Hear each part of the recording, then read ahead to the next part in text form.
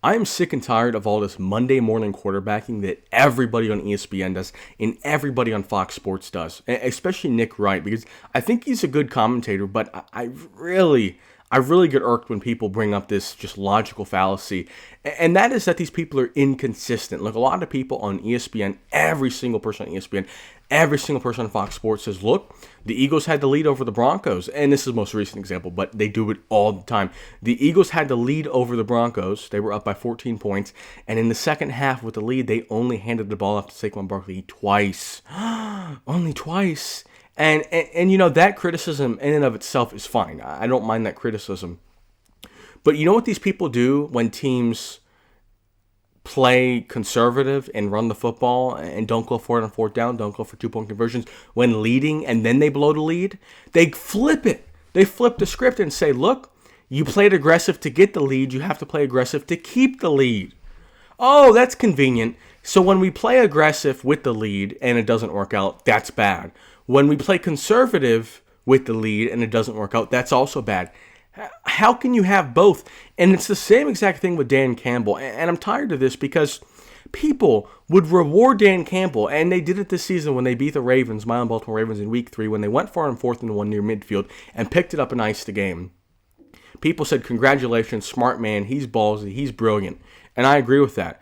But then when they don't get it 2 years ago in the playoffs against the 49ers, and they ended up losing that game because of the failed fourth down conversions, they say, bad decision. It's a bad decision because he was aggressive and went for it on fourth down and didn't get it. You can't do that. You can't wait for the outcome to be seen and then say, bad decision.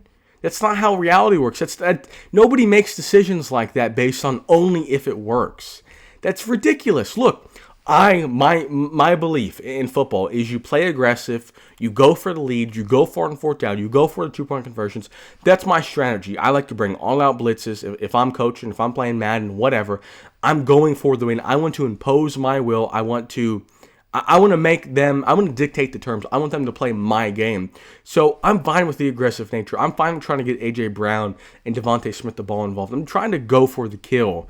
And on defense, the same thing. I'm not looking for you to dink and dunk your way down the field and get in the field goal range. I'm looking for, you're going to score a touchdown or I'm going to get a strip sack. Like, we're going for it now.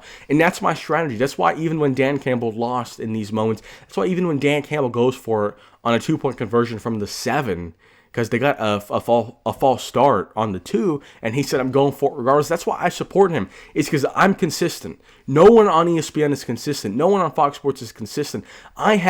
These are what I'm looking for. This is what I believe. This is what I support.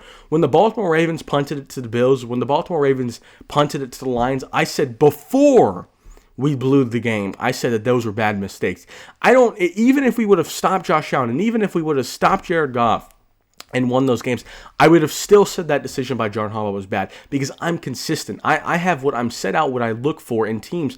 And these people, they play both sides, and it is maddening how their fans are like, yep, that checks out. Very smart, very high IQ. It's like, if you're going to wait till after the game to give your coaching analysis, then it's like, yeah, I could always, if I'm going to roll a dice, and after the dice is rolled, I said, well, you should have picked 4. It landed on 4. Look, in this hypothetical scenario, if you're still not following me, if you have the option, a dice is going to be rolled and you can pick 1, 2, 3, 4, and 5. That's option 1, or 6. The correct option is option 1 because that has 5 out of the 6 possibilities. So 83%, I believe. Or you can pick option 2, which has only 17% of the possibilities. Even if the dice lands on 6, that was still the wrong option because mathematically, in most cases, option 1 was better. Most times, option 1 will be better. So, look, a decision is not always going to work out. You need to have your foundation, what you believe makes sense, what statistically, historically makes sense. You cannot just go, okay, well, they lost the game, so they had to have made a wrong decision.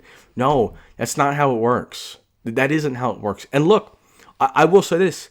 I do believe Saquon Barkley should have gotten the ball more. But that's because I think they should be running the team through Saquon Barkley. These same people like Nick Wright last week said that the Eagles have a big problem. They can't throw the football. They're not giving A.J. Brown enough targets. Okay, so A.J. Brown doesn't get enough targets in a win, and that's an issue.